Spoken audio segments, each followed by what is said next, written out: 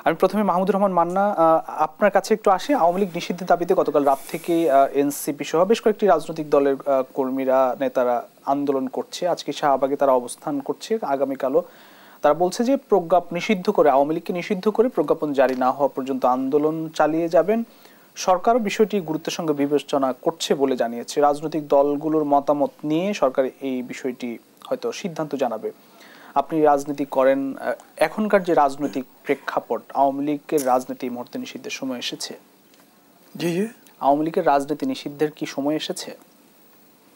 মানে সময় নতুন করে আসবে কেন?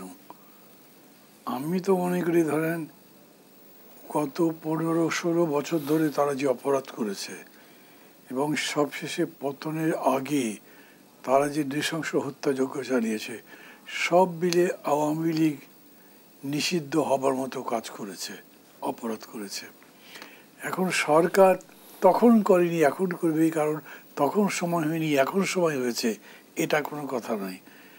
করলে তারা তখনই করতে পারতো, করলে তারা হয়তো এখনও করতে পারে।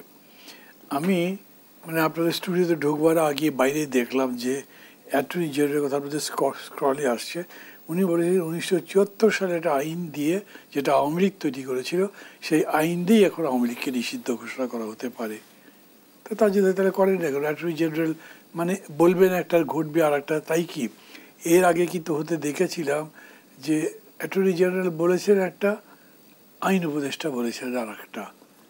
আবার আমাদের প্রধান উপদেষ্টা তো লাগাতারভাবে শুরু থেকে বলেই যাচ্ছেন উনি অন্তর্ভুক্তিমূলক রাজনীতি করবেন। তাহলে আবার সেখানে ব্যান করবার কথা আসবে কেন? আমি জানি অন্তর্ভুক্তিমূলক বলে উনি কী বোঝাতে চেয়েছেন। আমি মনে করি যে এখন এটা আসার সময় নয়। আর ছাত্ররা যে বিক্ষোভ করছে এখন, মানে এটা নিয়েও কি বলবো, ধরেন এরা তো এতদিন ধরে আছেই। এখন প্রাক্তন রাষ্ট্রপতি আব্দুল হামিদ দেশের বাইরে যেতে পেরেছেন, সেই কারণে তারা যে আন্দোলনটা শুরু করলো, মানে দুটোর সাথে রিলেট করলো কি আপনি, একটা হতে পারে বিক্ষোভ দমন এই দাবি নিয়ে সামনে আসলো। কিন্তু তাদের তো এটাও বলবার কথা আব্দুল হামিদ সাহেব দেশের বাইরে গেলেন কিভাবে? মানে একজন রাষ্ট্রপতি ছিলেন, কারণ সাধারণ লোক হলে তো একটা কথা ছিল, উনি ঘর থেকে বেরোন কটার সময়, কোথায় যান, কখন ফেরেন, সমস্ত কিছু গোয়েন্দাদের লক্ষ্য দর্পণে থাকবার কথা। তো উনি রাত 3টার সময় বেরোলেন, বেরিয়ে এয়ারপোর্টে গেলেন, ইমিগ্রেশন পার হলেন, প্লেনে চড়লেন, দেশ থেকে চলে গেলেন, টেরই পেল না কেউ। এটা তো হতে পারে না। এবং এখন যেরকম করে সরকার বলছে যে যারা যারা দায়ী তাদের ব্যাপারে ব্যবস্থা নেব, আমি তো বলবো সরকার নিজেই দায়ী। ওখানে একজন অফিসার, একজন ইন্সপেক্টর বা দায়িত্বশীল যে অফিসার ছিলেন, তাদেরকে আপনি তাকে যে ধরবেন, মানে একেবারেই কোনো রকম ইঙ্গিত ছাড়া কি এটা হয়েছে? দেখেন, আওয়ামী লীগ আমলে এই 10-15 বছরও তো আমি রাজনীতি করেছি এবং বিরোধিতা করেছি। এমন কোনো বার নাই যখন আমি বাইরে যাবার চেষ্টা করেছি, আমার অসুখ, প্রচণ্ড অসুস্থ অবস্থায়ও যাওয়ার সময় আমাকে গেটে ইন্টারসেপ্ট করা হয়নি। অনেকক্ষণ বসিয়ে রাখে, একদম ফ্লাইট ছাড়বার আগের মুহূর্তে হয়তো ছাড় দেয়। এর মধ্যে যতগুলো এজেন্সি আছে, গভর্নমেন্টের কনসার্ন যতগুলো অথরিটি আছে, সব জায়গাতে তারা খবর দেয়, ভেরিফাই করে।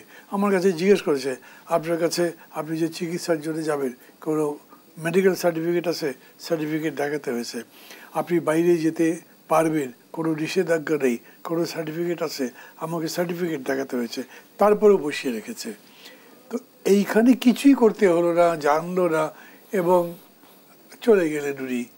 তারপরে এদের সবার চৈতন্যদয় হলো, এবং সেইটা দেখে আমরা মনে করলাম এখন আওয়ামী লীগকে ব্যান না করলে উপায় নেই। মানে এই দুটো রিলেটেড হয় না। আমি মনে করি দাবি এটাকে কেন্দ্র করে তারা তুলেছেন, কিন্তু একই সাথে এটা বলা দরকার, এইটা নিয়ে সরকার পক্ষ যে গড়িবসি করেছে, সরকার পক্ষ যে এখনও তালবাহানা করে, এগুলোই সমস্যাটা বাড়িয়ে দিয়েছে। এগুলো সম্পর্কে তাদের সজাগ থাকা দরকার। একটা দল বিক্ষোভ করছে, সেই দলের মধ্যে সরকারের উপদেষ্টা আছে, তো এটা কীরকম করে হচ্ছে?